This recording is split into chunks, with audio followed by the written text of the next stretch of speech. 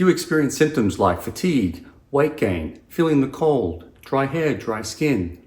Yet you've been to the doctor to get your thyroid levels checked, and they tell you that everything is fine. And the reason this happens is that most doctors are only checking one marker called TSH. And guess what? TSH doesn't even measure your actual thyroid. It's just a marker from the brain to the thyroid telling it what to do. In this video, I'm going to show you the exact thyroid markers that you should actually test and give you the optimal ranges so that you can understand your own test results. But first, let me show you why so many doctors are getting this wrong. Imagine your thyroid is like the thermostat in your home. It's supposed to keep you comfortable. It's supposed to optimize your mood, your energy, your metabolism, and keep everything in balance. But what if your house is freezing even though the thermostat is set to the right temperature?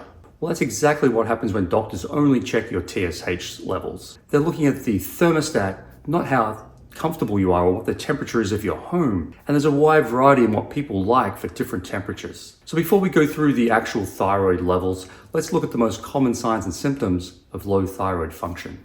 Here are the top 10 signs and symptoms of low thyroid. Of course, there's many more, but these are the most common ones that most people will experience. Fatigue and weakness, feeling tired even after a good night's sleep and feeling rested.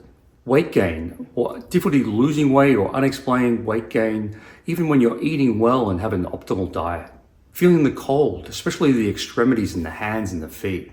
Dry hair and dry skin. The hair becomes dry and brittle and can easily fall out. The skin is rough and scaly. Constipation.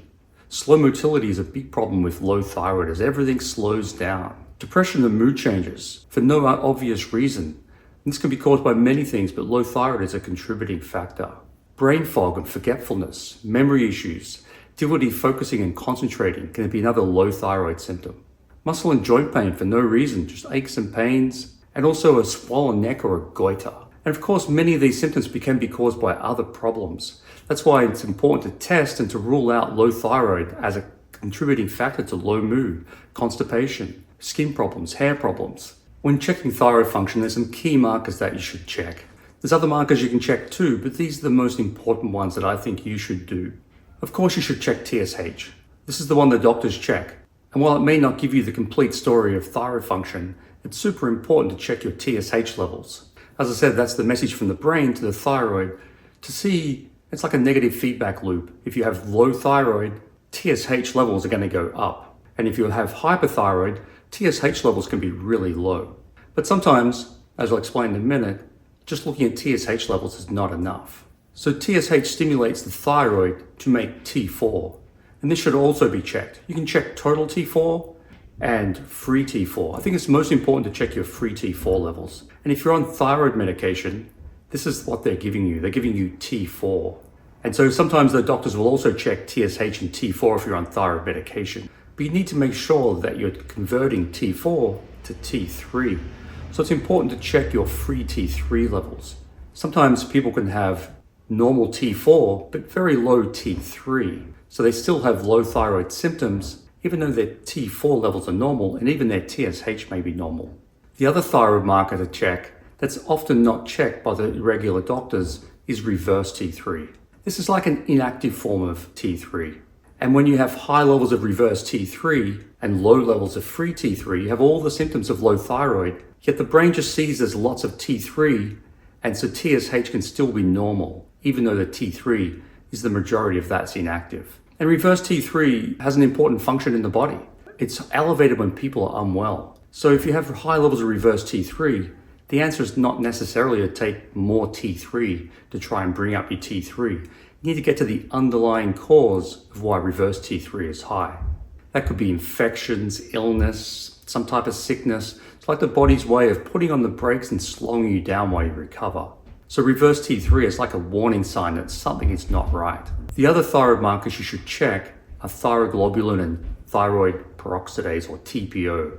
These are the autoimmune antibodies, and if they're elevated, that means you have Hashimoto's. So many times I see people, they have their thyroid levels checked, they're told they have low thyroid, they get put on medication, yet they don't know if they have Hashimoto's or not.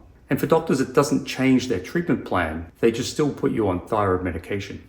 But it's important to know, and it's important even after the first time of checking your thyroid antibodies, to continue to check them each year to see if they're going up or down. Elevated thyroid antibodies means there's still an autoimmune attack occurring with your thyroid. Also, there's certain supplements you should avoid if you have Hashimoto's and some that you should take, which we'll discuss later. Some people don't even know if they have Hashimoto's and they're just taking the medication. So checking your antibodies is important. Let's have a look at a couple of thyroid tests. And I'll show you exactly what a thyroid test looks like. And they're different if you're getting thyroid testing in the US compared to other countries like Australia, Canada, or the rest of the world, because they use different reference ranges. So here you can see a test from someone, and this was done in the US, so it's US reference ranges. The reverse T3 is super high. This person has an underlying infection. They also have elevated antibodies. They're taking thyroid medication, so their T4 and T3 levels are really high. And TSH is very low. In actual fact, this person turned out to have grave disease. So this is an example of a hyperthyroid. Here's an example of a thyroid test done in Australia. And you can see the TSH levels are normal, T4 is good, T3 is a little bit low, it should be over 4 for Australian standards or European standard. Reverse T3 is slightly high, and the thyroid antibodies are elevated. So this person has Hashimoto's, but the thyroid is still working okay at the moment. They're not at a situation where they need to take thyroid medication, but they need to be proactive in addressing their thyroid function.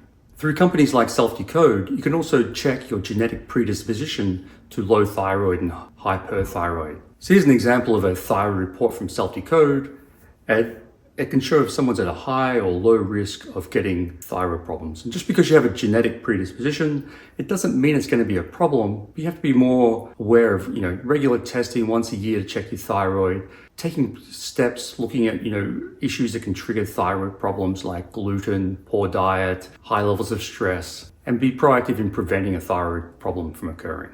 So now you know the symptoms of low thyroid, the thyroid test that you should be doing so you can have a full understanding of your test results. But what if you come back and you get normal thyroid levels, yet you've got these symptoms of low thyroid? Other things you can do is check things like adrenal function, nutrient deficiencies like B12, folate, iron. They can all cause similar problems to a low thyroid.